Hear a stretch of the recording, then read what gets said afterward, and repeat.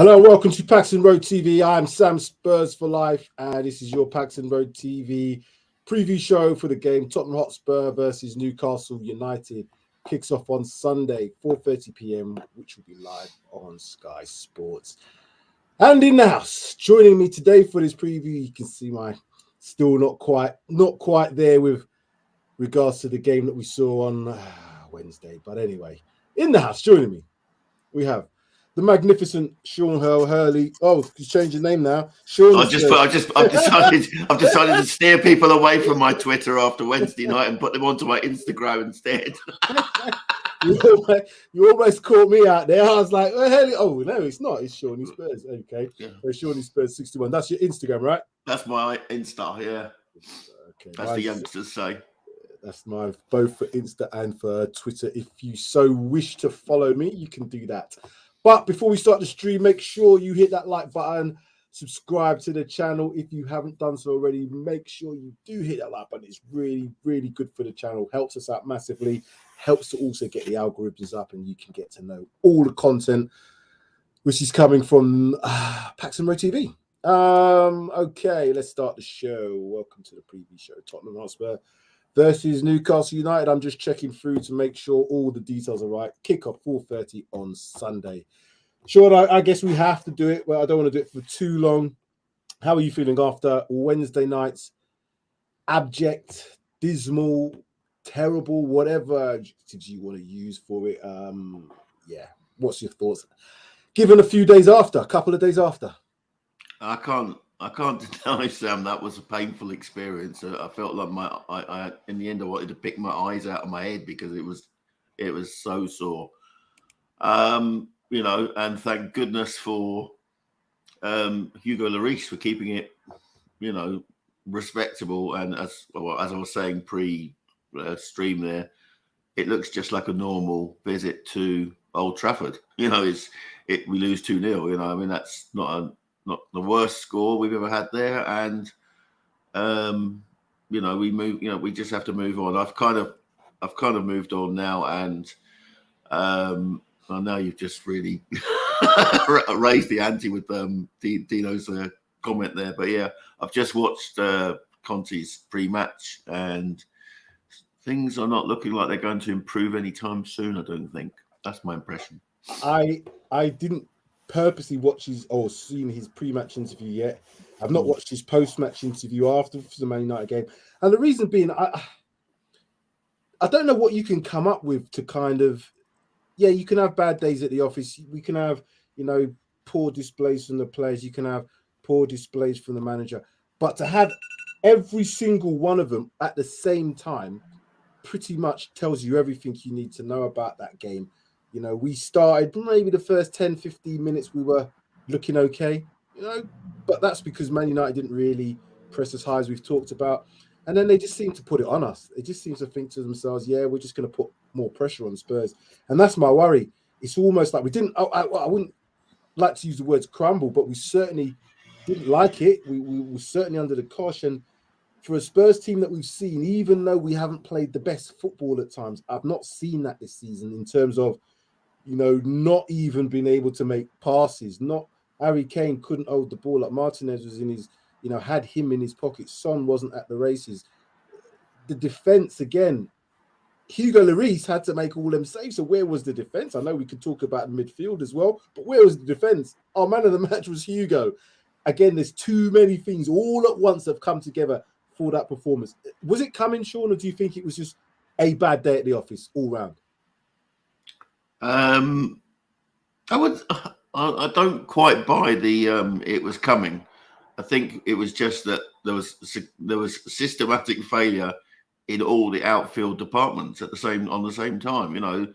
We've seen it in one department, but the one that's been quite solid was the defense. And for the first time, our defense looked leggy, looked not confident, looked unable to deal with what they were being asked to deal with, which was technically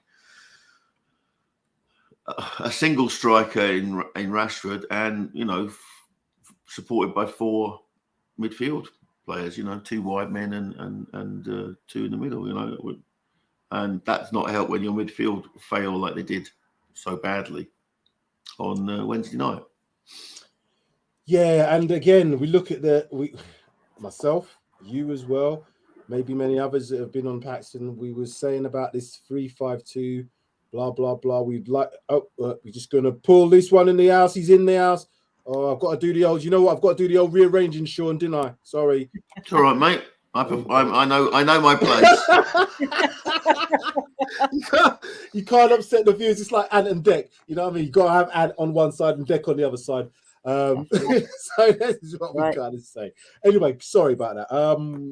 Where was we? Where was we before Sid decided? We're talking about the multi-systematic failure of Wednesday night. Yeah, the 3-5-2 system, one that was called for a lot. I wanted to see it because of the fact that our injuries to our forward line. I wanted to see it previously, even before Richarlison got injured.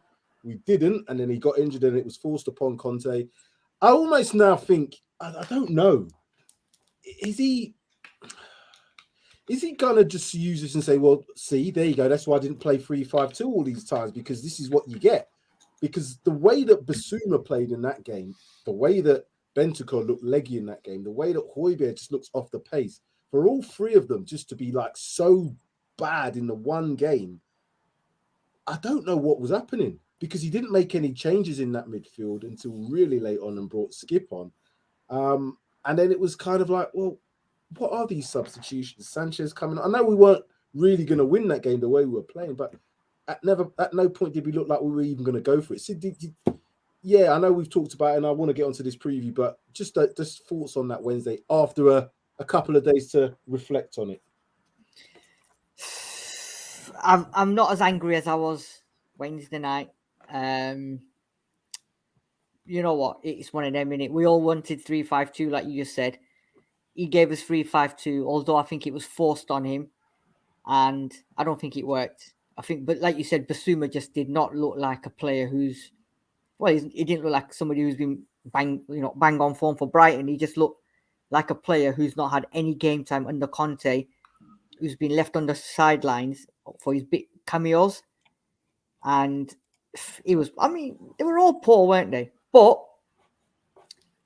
you know, he said what he's got to say. The players are probably all pissed off and whatever. But it is what we get, don't we? Week in, week out with Spurs. And this is the problem. The performances like that happen. We slag them all off. Then we get a bit of a performance the next game. We're all happy. Then we go back to reality again. So I think a lot of people expected us to win. We didn't win. We got beat. We got beat convincingly. And it's done and dusted now, you know. Let Man United fans gloat about it. Let them lot down the road gloat about it. Yeah. Done. You have to move on, because like I said, looking at the Old Trafford record, I knew it was going to be a tough game anyway. I predicted a draw. I would have hoped we could have won. In the back of my mind, I always just think this is Old Trafford here. It's like Anfield. When we go to Anfield, you don't expect to win at Anfield. You don't expect to win at Old Trafford. And I guess the same thing should be said of our ground now. You know, these teams don't expect to come to our grounds and take 3 points away. So why should we expect the same? But I guess, you know, in reflection, you think in Man United, the poor form that they've been, the players that are in that team, the lack of cohesion, the lack of togetherness with the Ronaldo situation, you thought it might have been in there for the taking, but no, it wasn't. So it is what it is, gentlemen. Like you said, we have to move on. One important stat, Sam, which backs up what you just said. Of the top 6, no one has got a point away from home against their opponents. Only us against Chelsea. There you go. There's the silver lining. Move on. And you know what? That is a bit of a silver lining, because we've played Chelsea, we've played Arsenal, and now we've obviously played Manchester United. You can throw in West Ham there if you want to, as well as another away game. So you have to take them silver linings, and thank you for doing that, Sean. That's made me a little bit better. Not fantastic, but a little bit better. We've got to remember, and this is for John, yeah? What we've got to remember is we're never going to give you up, never going to let you down, never going to run around and desert you. Exactly. In fact, big up to our fans from Wednesday night as well. Exactly. Yeah, big up to the fans. Should still get a refund, though. Let's get into this. Like I said, we're trying to do this rapido, because I've got to go 4:30. Yeah, so let's I try. got wedding to go to as well. So. Oh, starting at the end. There we go. You don't want to go for it.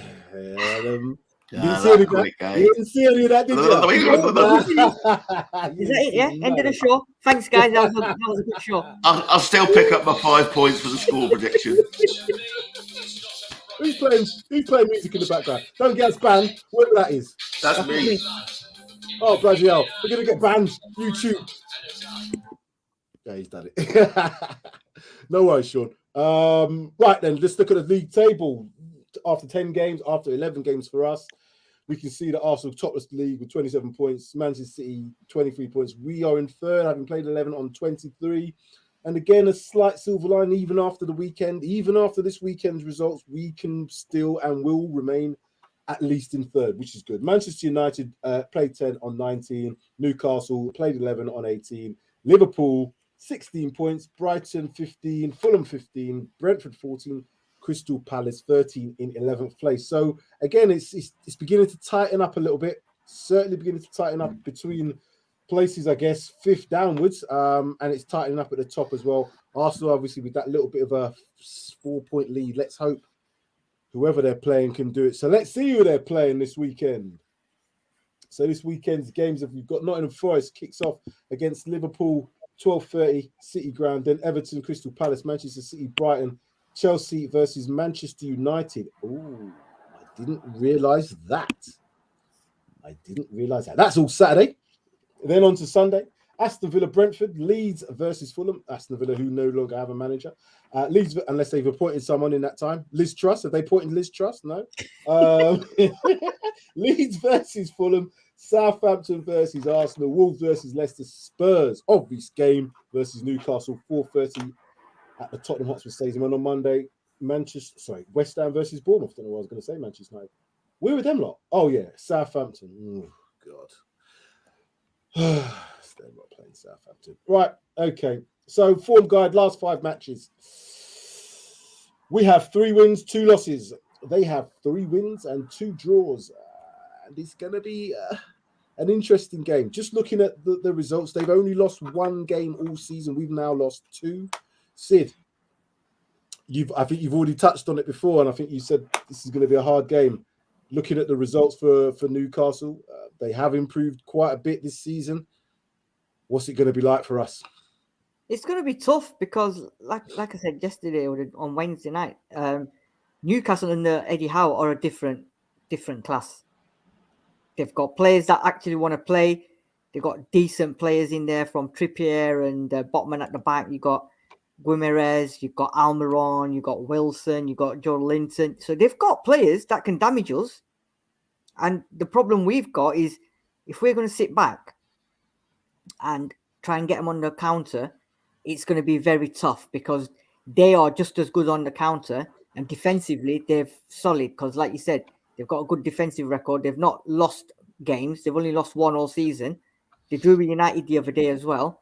So it's not going to be a walkover like 5 we scored last season or whatever. I think it's going to be a tough game, and I think it's just going to be the odd goal, if anything, that's going to decide the game. It's not going to be easy for us, especially after what happened to us, because they're confident in every game that they're playing, and they believe in themselves. Heads don't go down, whereas we're coming off a defeat. Morale's probably down. Fans are probably on their back. So it's going to be, and the Jodi fans are going to be, they're going to be loud. Trust me, they're going to be loud. I think they are probably using this season as a nothing to lose season. They obviously stayed up last season.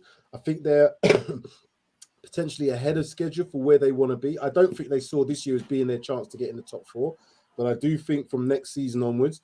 So they're probably ahead of schedule. So what have they got to lose? What has Eddie Howe got to lose? I know he's probably under pressure to keep his job because there are managers out there now and available.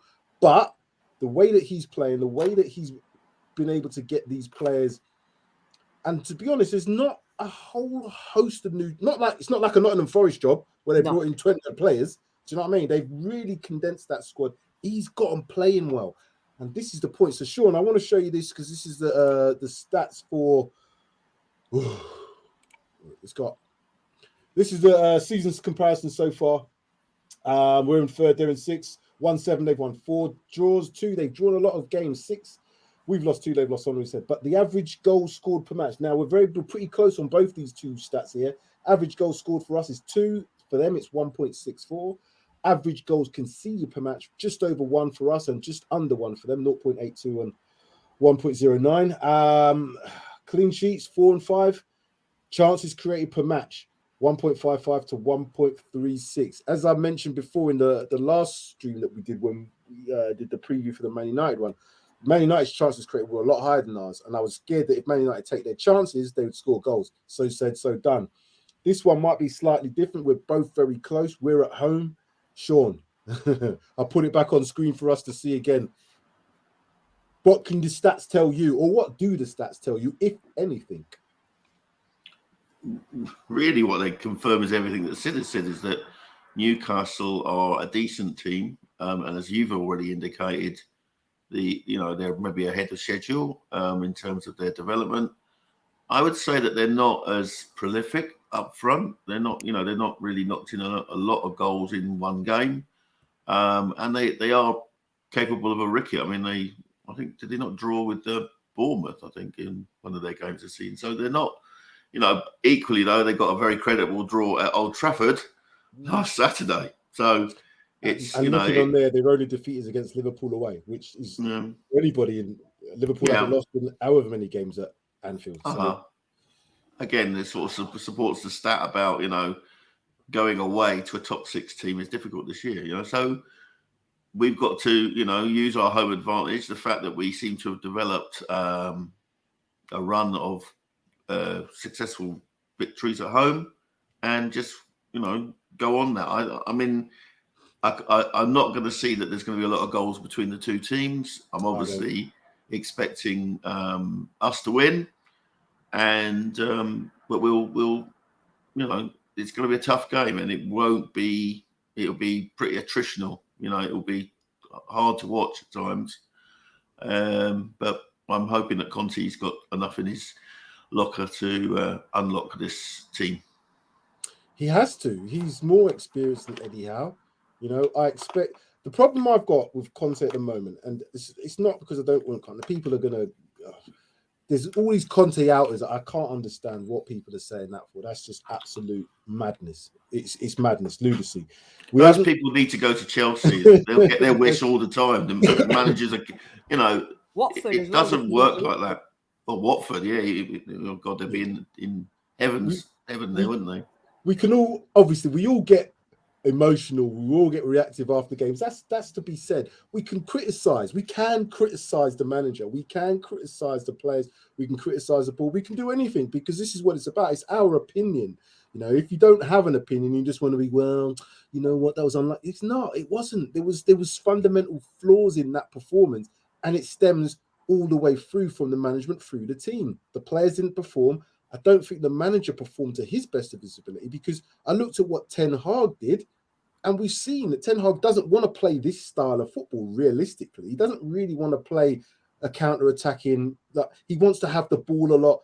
The possession stats on Wednesday were 52% to them, 48% to us, very even. I know that Ten Hag is a man who likes to have that large amount of possession because they play the Ajax type of football. But what he's managed to do is, right, this is what I've got. These are my pieces. I've got a massive problem here in Ronaldo. What do I do? Oh, I'll put that problem over there. And he's big enough to have done that. Ronaldo's come out on Instagram or Twitter and saying, oh, yeah, blah, blah, blah, whatever. I don't know what's going on there, but he's seeming to be able to manage that. Whether he can do that for the rest of the season, I don't know. But my point is, he's able to get these players who 4, 5, 6 weeks ago, when they looked absolutely dreadful in some of their games, are now playing half-decent football. And that's got to be down to the manager and the players wanting to perform. I want to ask you then, Sid, what does Conte need to do for this game to get our players, I know his team selection obviously is going to be important, but to perform to a level like what I saw Man United did or do? Do you know what?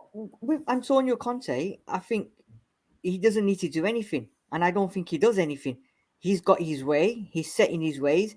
His management team, his whatever team, they're all set in their ways under what he tells them to do.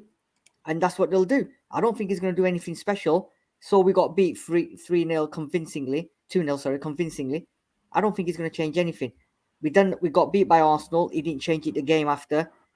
You know, we'll probably get more defeats in the season. He's not going to change it. So it'll be same old with Conte. I don't think his mindset is to change anything. It'll just be, okay, back to training. Right, do this. Right, we go again. And that's what he's going to do. He will not change. I think you know it. Sean knows it. I think everyone knows it. He will not change his ways for nobody. He is his man. He makes his decisions. He stands by his decisions. And it will be the same on Sunday. I don't think we'll see any wholesale changes. I don't see tactics-wise he'll change anything. It all depends on Kulu, whether he's fit or not. But I know one thing that won't happen is Spence won't start. You know what? I'll come to you next, Sean. But just on that point, I don't want to. We're now at that point where we're saying, oh well, he's not starting because he's not a Conte player, or he's not in Conte's plan, or he's not one of his favourites. We shouldn't be looking at I don't want the manager to be looking at players like that, because every single player at some point in this season, whether they come on a sub, whether they have to fill the bench, is going to be required in that squad. We've seen that Gil's made a couple of cameos. Lucas is now coming back fit. We've got Richarlison out. Kulusevski, is he back this weekend? Is it a bit of a doubt? So we haven't got two strikers there. We've got defence where there was a little bit of shakiness, I will be honest with you, in terms of that passing. I saw some of the stuff that Ben Davies is doing, and even Dyer as well. It wasn't good, but again, we can't just say, oh, well, Longlet's not going to get a game. We need these players to play. I want to see these players. I want to see Spence play at home, get his debut at home from a start and play. Because what's the worst that can happen? He plays as bad as or as good as Emerson. Come on. I don't believe this defensively is not good enough. I don't buy it. But again, we don't see everything in training. What are you expecting Conte to do come Sunday, Sean? He's going to expect his plan to work, and that involves the progress of the ball, like he does, what they call that automatisms in the coaching manual, that you know where you need to be to receive the ball from when it gets to Kane, or you need to know if Bentancur's got the ball on the halfway line, you know where you need to be in order for him to progress the ball. That didn't happen on Wednesday, but it has happened in previous games. The only thing I would say was different about Wednesday was that normally we're a better second half team. We were actually worse in the second half than we were in the first half, I thought. So, we've got big problems. From the press conference this afternoon, Conte said Kulu's not available till after Christmas. So after Christmas? You can think he's not coming back until after the World Cup. So don't expect him back any soon. He's had a setback. So we've got possibly, we might get Richarlison in a couple of weeks, but then he's away to the World Cup. So we've got some major issues to deal with. It's going to be 3-5-2. He can only play 3-5-2 on, but I don't want it to be 5-3-2 as what it became on Wednesday night. It was 8 at the back and 2 isolated forwards who were shepherded by 4 defenders. No, let's. Sorry, the reason I'm laughing is I was there all talking in the background, saying all kinds of things. I thought, Sean's just not listening to me. I was on mute, wasn't I? Oh, God. And I ignored you, as I should. You just ignored me as well. A little private message there from this young Sid told me, you know you're on mute. Oh, shit, I was on as well. I haven't got much more to say, so don't worry about it. I want to show you this. This is the next screenshot. Recent meetings. Obviously, the last game we played 5-1 at our place. Before that, we had a 3-2 away victory in October. 2-2 against them again in April 2021.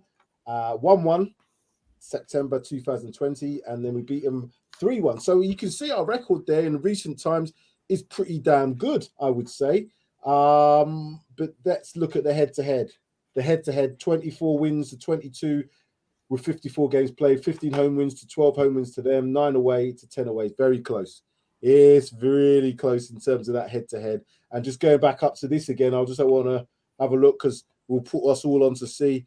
Again, are you confident going into this game, Sid? No, not I really. know it's a silly question for me to ask, but I thought I'd ask it anyway. No.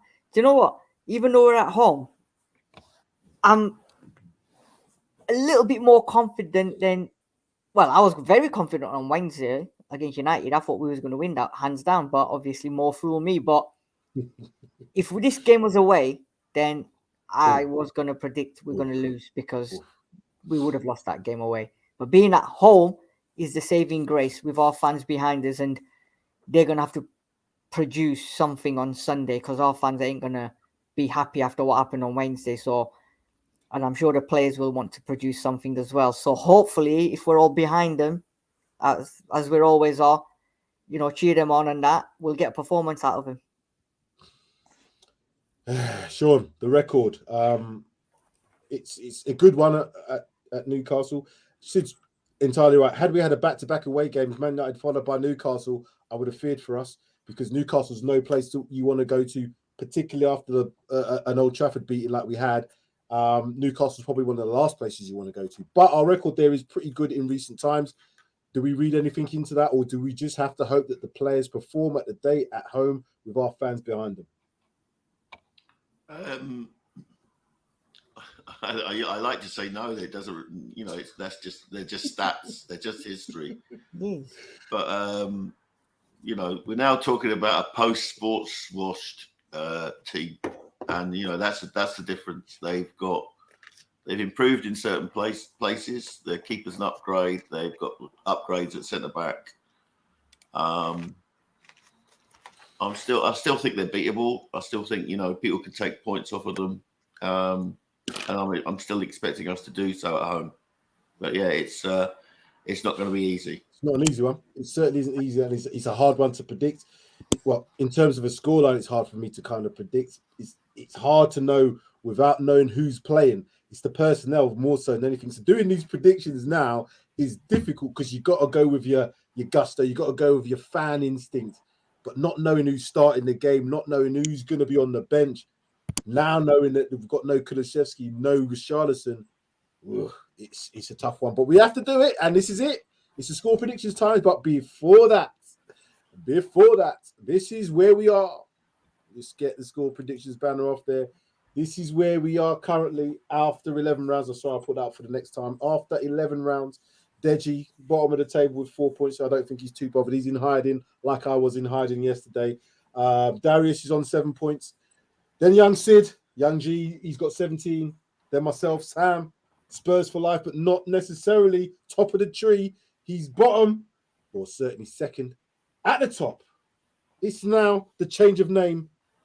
He's now calling himself Shawnee Spursy. What is it? Shawnee Hurley Spursy? What? I can't. I'm Sean.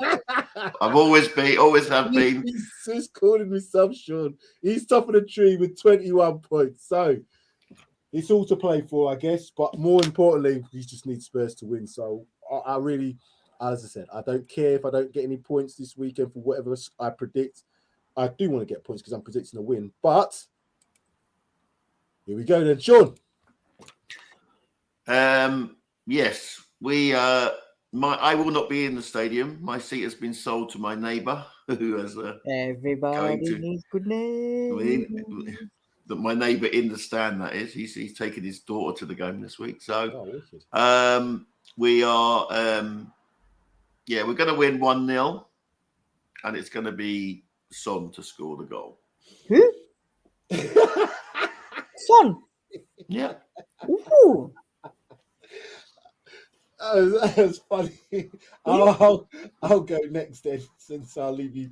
I don't think Sid's been last for a little while, so I'm going to go next. Right, I'm going to try and keep it short and sweet. It's going to be tough. I don't care what anybody tells me. It's going to be a tough game. It ain't going to be the 5-1 like we've had before. I don't think it's going to be a massively high-scoring game either. I would have said the same as you, Sean, in a 1-0, but I'm going to go 2-1 just so I can get another goal scorer in there. If I'm honest with you, that's the reason for doing it. Tactics, mate. You got to have tactics in there somewhere. And And yeah, I think we're lacking in terms of people who are going to be able to score, put that ball in the back of the net for us. So you got to go with Kane. You got to go with the tried and trusted. I don't know about Son. You know, I just don't see. He's just not at the races in terms of ability. But I'm going to put him down. I'm going to put him down because he has to. He has to come good. He has to come good in his home game against Newcastle for us. 2-1 to Spurs. Kane and Son. Sydney. Hey, it's a tough one. It's a tough one. Honestly, I was gonna say Newcastle to win, but because we're at home, it's the saving grace for us. Because we're unbeaten at home at the moment this season, aren't we? So we've not lost for a while at home. I can't see us keeping a clean sheet though, because Newcastle, the way they create chances and the players that they can bring on off the bench as well, I can see them Just to add scoring. to that, they are tight defensively. So Eddie Howe's got them in a good defensive shape, and they're kind of like how we are in terms of that ability to defend well, but also put the ball in the back of the net as well. But they've got I think they've got 18 goals. This is what I'm saying. Conceded They've got 9. players that can create. They've got players that can, you know. And do you know what I'm gonna do? You're gonna like this one. I'm gonna go with Spurs to win. Although I'm like 51%, 49% kind of in that scenario. I'm not convinced, but I think Spurs will win, and I'm gonna go with exactly what you said, Sam. I think we're gonna win 2-1 because I can't see us not conceding. Trippier is gonna score for them. I don't care. No, hey, there's no points for all. There's no points I know, but you know it's written in the stars, million miles away. No, he's going to get a red card.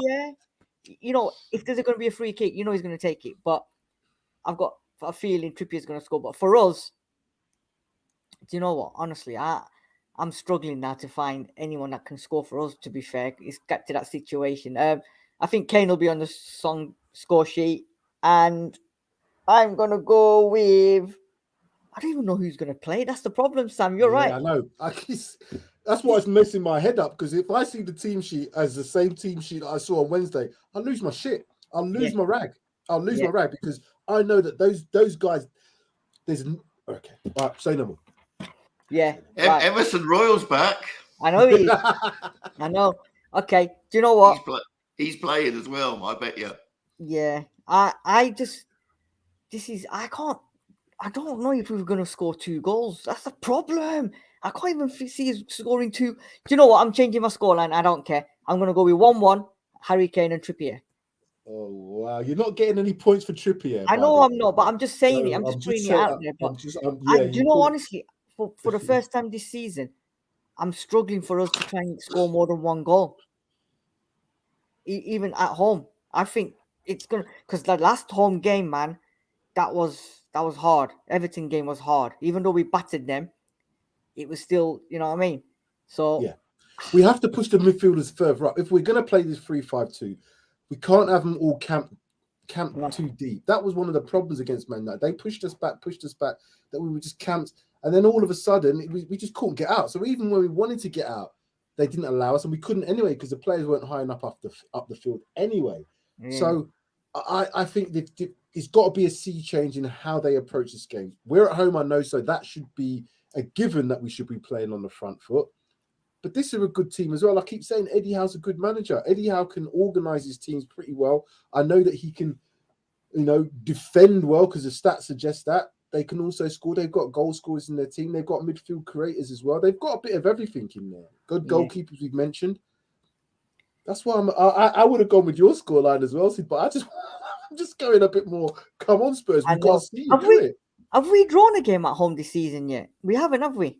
No, I think we've won all the games, haven't we? We've won all the games at home, haven't we? I think so, as far as I'm aware. It's not starting again on Sunday. Shut up.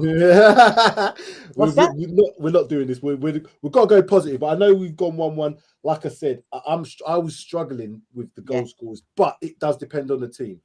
If I see some attacking intent, and when I say attacking intent, I want us to have a right. This is what I said to myself. If we played Spence, what Spence would do is he'd be good on 1v1s. That would then attract somebody else because they don't want to be skinned. then he'll be getting somebody else dragged across, and then they'll be trying to create a 2v1 situation, which then would leave somebody else in space. The only problem is Spence then clever enough to find that player? But I don't see Royal do it that often. So why can't he be given a go? I you know what I see on Sunday? I see Sessegnon at right back and possibly Doherty at left or vice versa. If he brings Emerson Royal in, you might be right. You might. Oh God. I agree. I don't think Perisic will start. Yeah. So I think Cess is going to start. And you know what, Sam? I'm going to change my score. I'm going to put 2-1 to Spurs and Cess to score. I'm going to go with Cess to score. I don't think Perisic will start. No, he may play Perisic on the in the front three. Didn't he try that on Wednesday? No.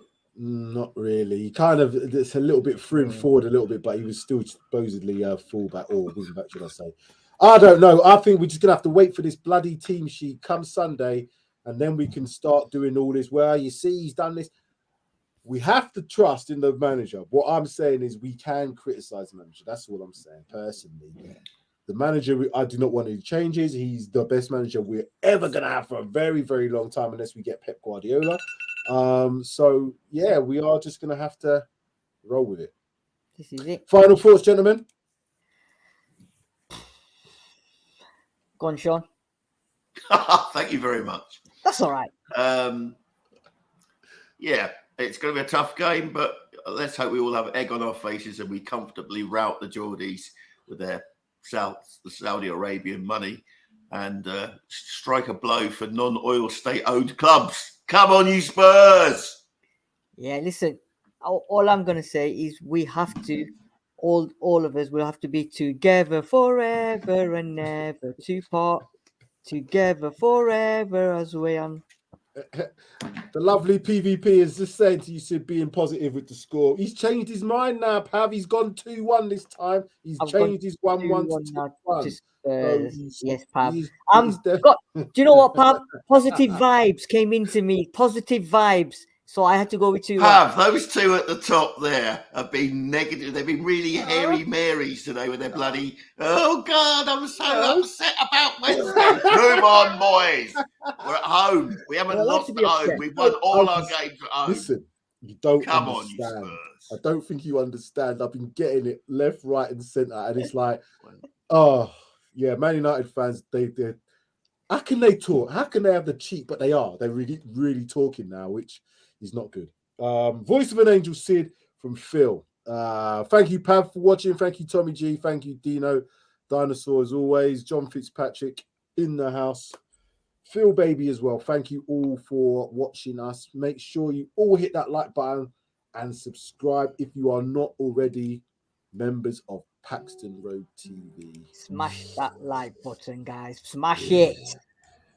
Right. We're going to have to watch. Like I said, I'll probably be able to do the review show. Don't think I'm going to get to make the game. But yeah, I'll be here as well. Sid, get them players to play, man. Get them players to play. Just shout and scream, whatever you have to do. Get the fans to get this lot over the line. I'll go in the stands and I'll go, come on, baby. Let's twist and shout. Right, let's do this. Let's do one. Thank you very much, both of you. Look forward to the game, if that's the right phrase. See you on Sunday.